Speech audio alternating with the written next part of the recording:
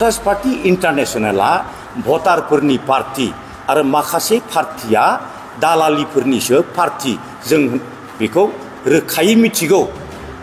बे 22 तारिख खालि जेब्ला जों भट होगोन बे भटआव जाहाथे बिटिसिनि रायजो राजाफ्रा गेस सिलिन्डारनि छबियाव भटखौ होनानै जाहाथे भटार्स पार्टी इन्टारनेशनेलखौ जाहाथे देरहाहोयो।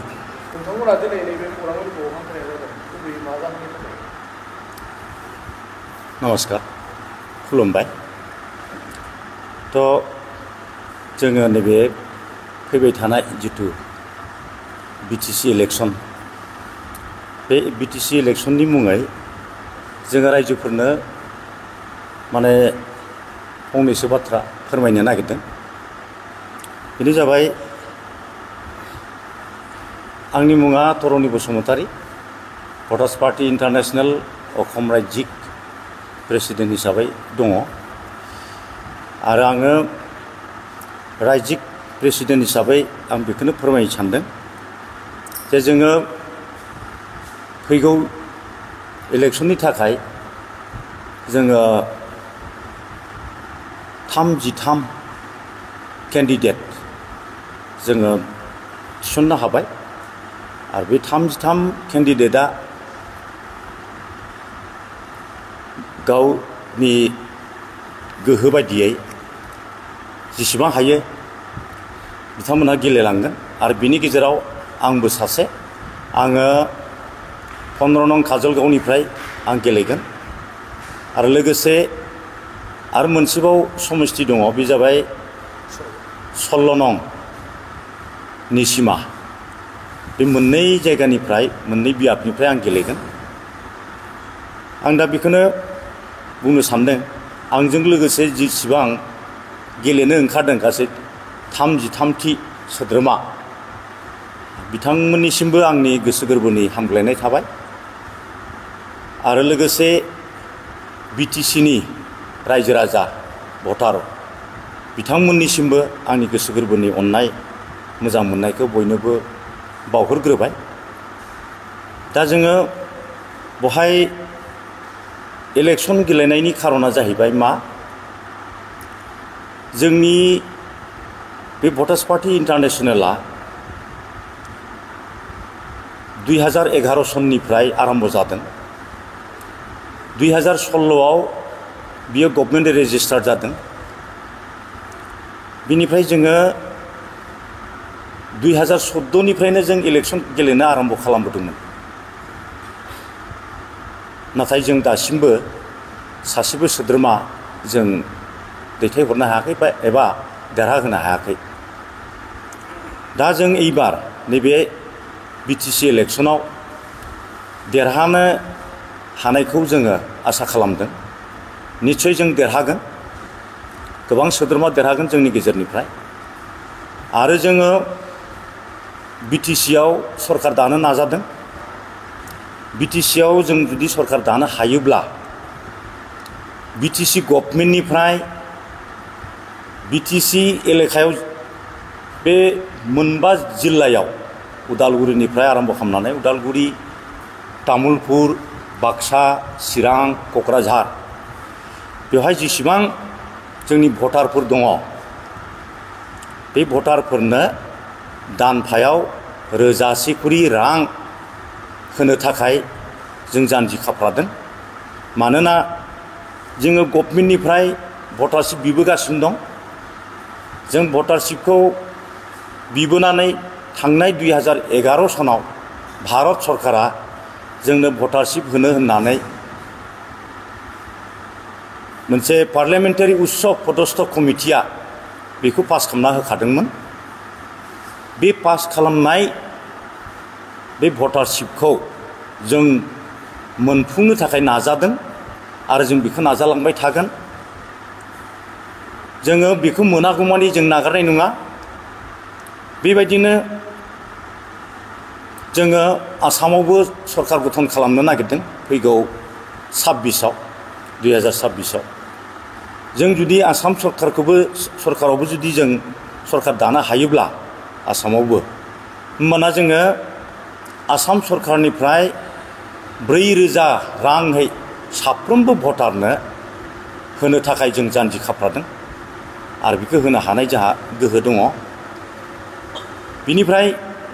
बिनि उनाव जोङो फैगौ लकसभा निर्बाचनाव माने बिसायख'थियाव जोङो 6,900 थाखा करि भारत सरकारनिफ्राय जोङो होनो सानदों। गासै जोङो 11,900 थाखा जागोन। बे 11,900 थाखाखौ जोङो मोननो थाखाय हास्थायदों आरो होनो थाखाय नाजादों।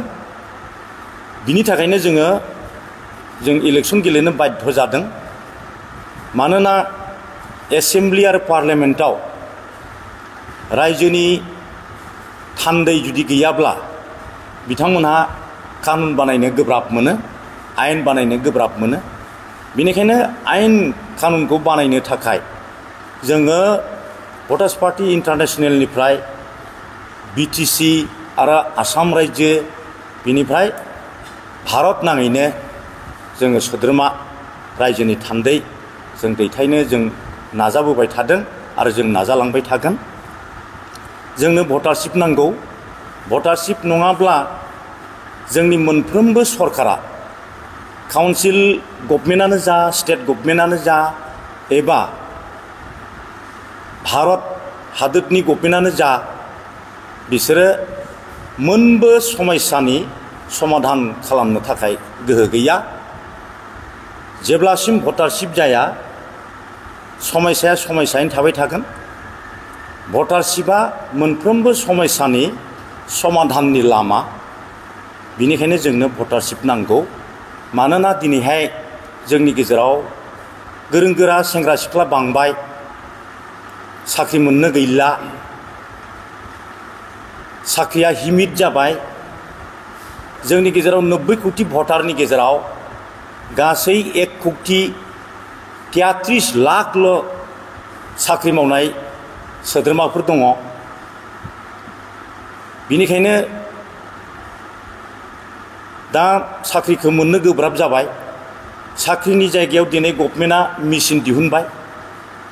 गोरों गोरा सेंग्रा सिख्लानि खामानिखौ मेसिना सेना लाबाय, लेपटप कम्पिउटारा। जेरावनाखि जिथु डिपार्टमेन्टआव 100 जन मानसि नियुग खालामनांगौमोन, बेवहाय मात्र दा 7 मानसि नियुग खालामनो हानायनि बेबस्था जाबोगासिनो दं। बिनिखायनो जोङो बे 7 बा माखासे मानसिया साख्रि मोनबाय, मास जोबबानो बिथांमोना दरमाहा मोननानै न'खर सालायबाय। जायफ्रा इन्टारभिउ फेल जाबाय, जायफ्रा इन्टारभिउ पास खालामनो हायाखिसै, साख्रिखौनो मोननो हायाखिसै, बिदिब्ला बिथांमोनहा साख्रि मोनैनि थाखाय राननानै थानांगौ नामा, राननानै थैनांगौ नामा? बे सेंग्रा सिख्लाफ्रा हाबा हुखा जानायनि गोनांथि गैया नामा? बिसोराबो न'खर संसार दानायनि गोनांथि गैया नामा? बेनिखायनो जोंनो भटारशिप नांगौ। आरो भटारशिप मोनोब्ला जोंनि न'खराव गथ' गथायनि मोजां सोलोंथाइनि बेबस्था जागोन। मोजां स्कुल कलेजाव जोंनि गथ'फ्रा फरायबाय थानो हागोन बिमा बिफानि भटारशिप मोननाय रांजों।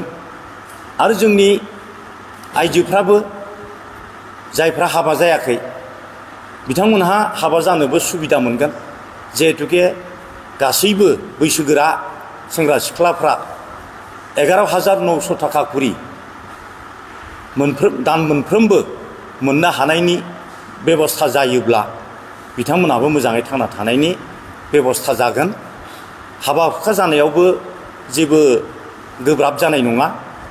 आरो जोङो हाबा हुखा जानाय समाव सिख्लाफ्रा हाबा जायोब्ला जौथुकनि बलि जानो गोनां जायो। जौथुकनि थाखाय बिहाव बिखुनजोजों बुजानो बा सास्ति होजानो गोनां जायो। बे जौथुकनि बेबस्थायाबो जोबस्रांलांगोन आरो जोंनि आइजोफ्रा मोजाङै गावनि फसन्द मथे गाव हाबा लानो हानायनि बेबस्था जागोन। बिनि थाखायनो जोंनो भटारशिप नांगौ।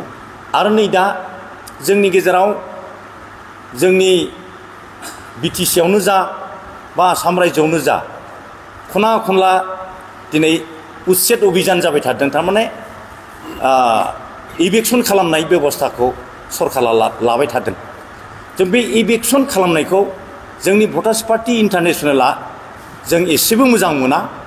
बिनिखायनो जोङो सरकारनि खाथियाव जोङो प्रतिबाद खालामबोदों, जों हेंथा होबोदों जे इलेक्सन जानो मोना। जुदि मानिबा खारनाव जानो गोनांथार जायोब्लाबो गभर्नमेन्टआ सिगां बिथांमोननि थांनानै थानायनि थाखाय पुनर्संस्थापन बिसोरो गोजोनै थांनानै थाफिननो हानाय बायदि मोनसे बेबस्था खालामग्रोनांगोन। होमब्लासो बिथांमोनखौ उच्चेद खालामनो हागोन एबा इलेक्सन खालामनो हागोन। नङाब्ला इलेक्सन खालामनो मोना। मानो होनबा जों जि जायगायाव जिरायनानै दं बेनो जोंनि हा। आं जि जायगायाव जिरायनानै दं, जि जायगायाव आं न' लुनानै दं, जेराव आं रायजो जादों, संसार जादों, बेनो आंनि हा। बिनिफ्राय आंखौ होखारनो हानाय खुनु सरकारानो अधिकार गैया। बिनिखायनो जों जाहाथे होखारजाया, जोङो पुनर्संस्थापन जाहाथे मोननो हायो। आरो भटारशिप मोनोब्ला जोंनि रायजो राजाफ्रा, गोरिब रायजो राजाफ्रा खुनु गोदानै बबेबा मोनसे हाग्रायाव थांनानै हादान सेफायनो थांला, गोदानै गुबुन मोनसे हा गोदान नागिरनो थांला। बिथांमोनहा जि जायगायाव दं बे जायगायावनो आलो गोजोनै संसार जागोन। मानोना बिसिनि आखायाव सरकारनिफ्राय 11,900 थाखा करि जुदि प्रति मासे जुदि फैयो, होमब्लाना बिसोरो गोदान हा नागिरनानै आलायाथानि बेरायनो दरखार गैला, गोदाव सोराव जानो दरखार गैला। भटारशिप मोननाय लोगो लोगो हाग्रायाबो रैखा जाबाय। जेसेबां हाग्रामा दं, हाग्रा दं, हाग्रानि जुनादफोर दं, बिसोरबो सुरक्षित भाबै मोजाङै थांना थानायनि बेबस्था जासिगोन।